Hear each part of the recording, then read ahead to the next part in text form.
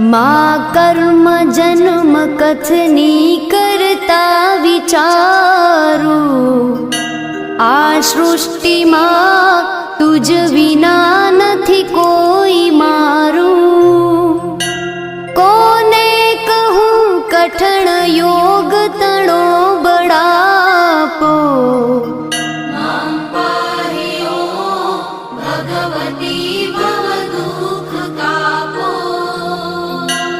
હું કામ ક્રોધ મદ મોહ થકી છકેલો, આડંબરે અતિ ઘણો મદથી બકેલો।